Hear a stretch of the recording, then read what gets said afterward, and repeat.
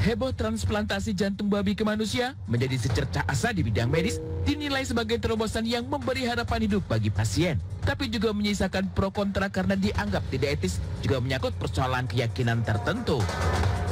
Tapi inilah yang dijalani seorang pria di Amerika, Lawrence Fawcett, yang disebut-sebut berhasil menerima cangkok jantung babi pada 20 September 2023 lalu. Pria berusia 58 tahun yang merupakan seorang veteran angkatan laut tersebut sempat bertaruh nyawa antara hidup dan mati, dibayang-bayangi maut setelah berada dalam kondisi kritis akibat gagal jantung. Setelah melewati prosedur cukup panjang, pasien satu ini disebut bisa bernafas, bahkan sudah bisa duduk di kursi dan melontar canda 2 hari setelah proses transplantasi dilakoni. Program ini sendiri disebut telah mendapat restu dari Badan Pengawasan Obat dan Makanan di negeri Paman Samsana. Ini dinilai sebagai sebuah terobosan pada kasus-kasus darurat yang tak memiliki pilihan lain.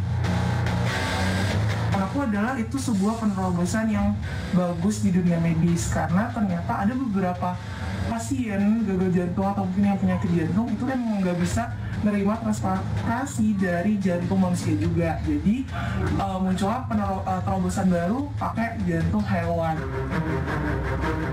Dianggap sebagai harapan terakhir guna menyelamatkan nyawa pasien, prosedur bedah cangkok jantung babi ke manusia seperti memberi harapan bagi penderita penyakit jantung.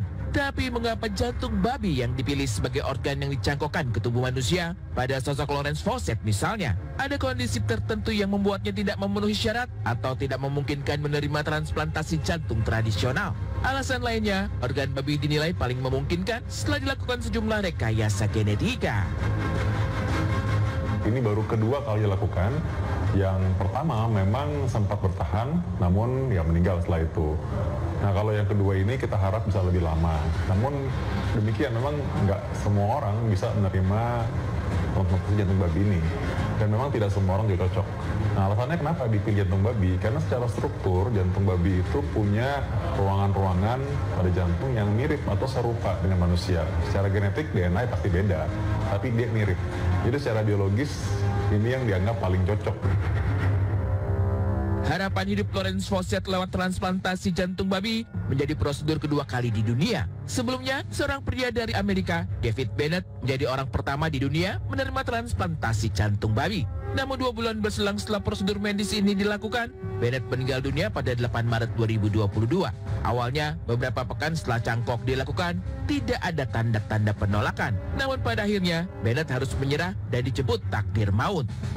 Menjadi masalah adalah kalau sudah ditanamkan sekalipun dicangkok di manusia ya, jantung babi ini bisa ditolak.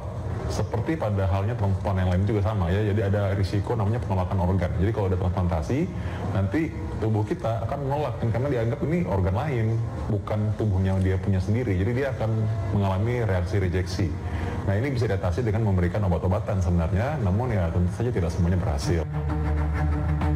Tentang keberhasilan transplantasi jantung, baik itu lewat metode yang biasa dilakukan selama ini atau lewat eksperimen terbaru, tidak semuanya berjalan lancar. Setiap orang punya reaksi berbeda.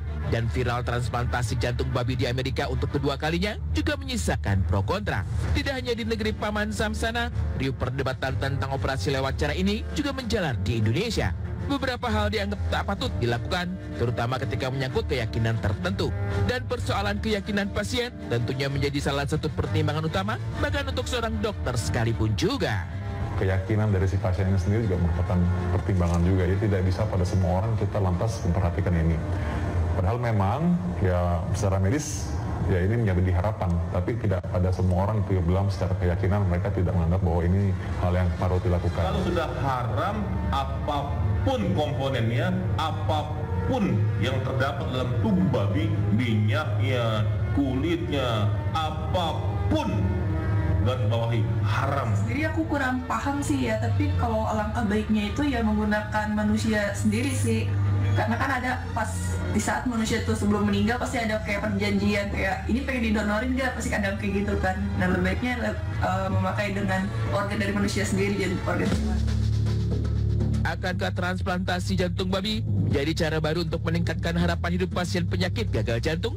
Masih panjang jalan terbentang. Dan tidak menutup kemungkinan kelak ada pula metode lain yang barangkali muncul sebagai sebuah terobosan.